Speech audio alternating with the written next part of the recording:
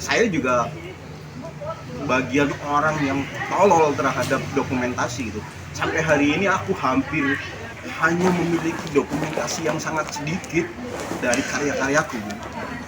Karya-karya yang lama itu hampir benar-benar hilang gitu. Kembali lagi pada ngomongin dari komunitas-komunitas Banyuwangi atau pengkarya-pengkarya di Banyuwangi, sama, kasus-kasusnya sama. Pendistribusian terhadap karya itu lewat dari ajaran-ajaran, dari penciptanya kepada anak muridnya terus. Saya rasa hampir tidak ada tulisan yang lengkap. Kalau video mungkin baru-baru ini sudah banyak ya yang dibuat video sebagai dokumentasi, tapi sebagai tulisan sebagai pengetahuan, memberikan informasi kenapa begini, kenapa begitu, itu sangat sulit ditemukan.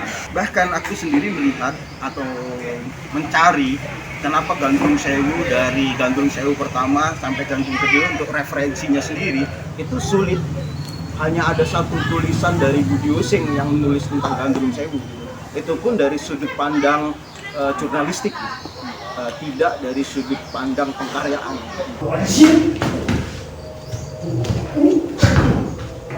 Banyuwangi sendiri, kalau soal untuk di lingkup seni, khususnya seni tari, hanya dihargai dari mungkin hanya bentuk estetika dan sekedar menarikan atau sekedar karya sekedar berkarya. Oke, itu adalah sisi gelisah saya ketika saya di Banyuwangi.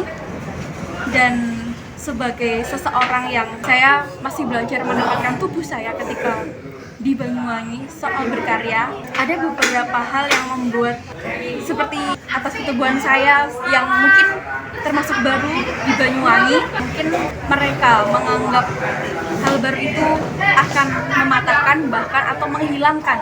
Itu adalah perspektif kota Banyuwangi soal di dunia seni tari. Mau jauh kapan, mau jauh besok, kapan ini, hari itu, nanti apa, selalu banyak pertimbangan semacam itu.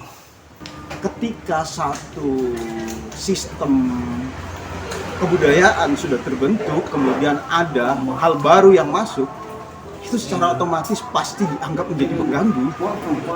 Misalkan ada satu tatanan, satu subkultur ada dalam satu daerah, kemudian masuk kultur lain, itu pasti kultur ini akan menjadi dicap menjadi pengganggu. Pasti secara tidak langsung mereka takut struktur yang sudah terbentuk akan hilang.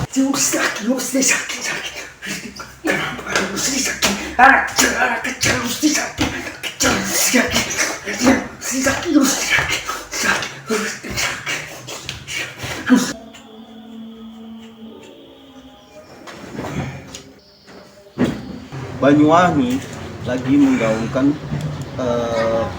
pariwisata.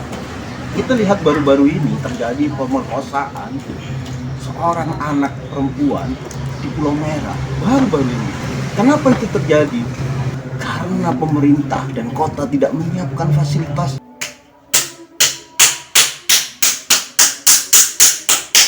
Kenapa di situ sebagai representasi pariwisata gitu, tidak dipasang lampu yang terang gitu, sehingga sepanjang pantai itu tidak ada kegelapan, tidak ada semak-semak. Kenapa itu tidak dilakukan dulu? Kenapa tidak ada security di situ? Tidak ada orang pantai di malam hari. Juga pendatang, sebagai orang yang datang ke sini mengikuti istriku, itu tidak fair kalau aku mengklaim kemudian aku bisa memahami sepenuhnya, tidak. Tapi sebagai orang yang sudah tinggal di sini dari tahun 2006 sampai hari ini, paling tidak aku punya pandangan bahwasanya kota ini adalah kota yang sebenarnya masih belum bisa dikatakan mendukung terhadap perkembangan kebudayaan. Pendanaan dari pemerintah contoh yang saya melihat sendiri, mungkin dari pemerintah yang atasan mungkin sudah mengupayakan hal tersebut. Tapi ketika ditelusuri kembali di desa-desa kecil yang mungkin termasuk di desa saya, tapi dana itu tidak turun secara langsung di orang yang tepat, kurang tepat. Yang mendapatkan adalah orang-orang yang mungkin termasuk golongan keluarga yang ada. Nah, jadi kayak kurang tepat sasaran aja sih.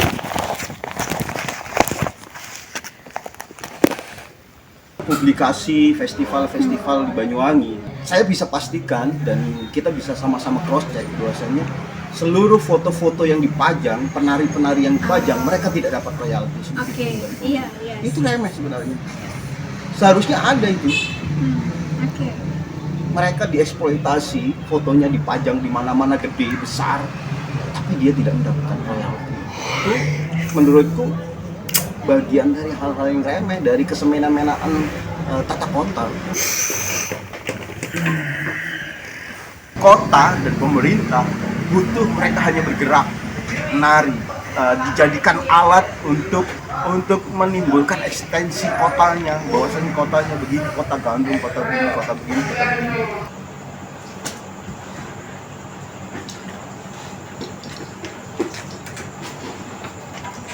Ketika kita menerima, berkolaborasi, saling merefleksi bersama, dan itu akan membutuhkan sesuatu yang mungkin bisa menjadikan Banyuwangi lebih berkembang, lebih saling menerima. Kembali lagi ke diri kita masing-masing atas kebutuhan apa yang kita mau, apa yang kita ingin menggali lebih. Misal ketika kita ingin belajar kembali, belajar lebih tentang dunia saya di seni, mungkin ya memang saya menyadari, kita sadar bahwa kita nanti akan seorang kodratnya perempuan, kita menjadi yang pasti akan menjadi ibu rumah tangga. Tetapi ketika ingin menggali lebih, kita punya kesadaran tinggi, oh ya, aku mau sesuatu itu untuk lebih, untuk diriku dan mungkin orang di sekitarku.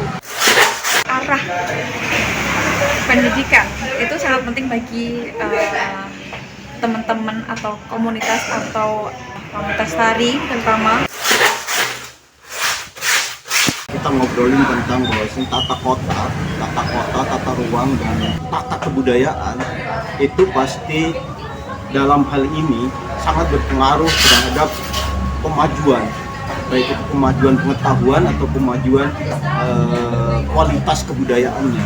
Disadari atau tidak, ruang-ruang khusus di Banyuwangi yang bisa dijadikan untuk menopang perkembangan pengetahuan itu memang belum benar-benar ada dan baik. Ruang-ruang bagaimana bisa mempertemukan satu pelaku kebudayaan dengan pelaku kebudayaan yang memiliki pemahaman berbeda, kemudian ditaruh di satu ruang khusus, itu hampir tidak ada tempatnya gitu. Mereka tidak pernah bisa saling menatap, tidak pernah saling memberikan impuls dan tempat bertemunya para budayawan antar multidisiplin. Itu belum ada pernah terjadi secara intim. Mungkin itu yang menyebabkan tata kebudayaan di Banyuwangi itu masih memprotek dirinya ketika ada satu hal pengetahuan dari luar yang mungkin berbeda dari mereka. Nah, kebiasaan untuk saling menatap dari multidisiplin itu memang hampir tidak pernah terjadi, dan itu tidak difasilitasi oleh tata kota. Sakit.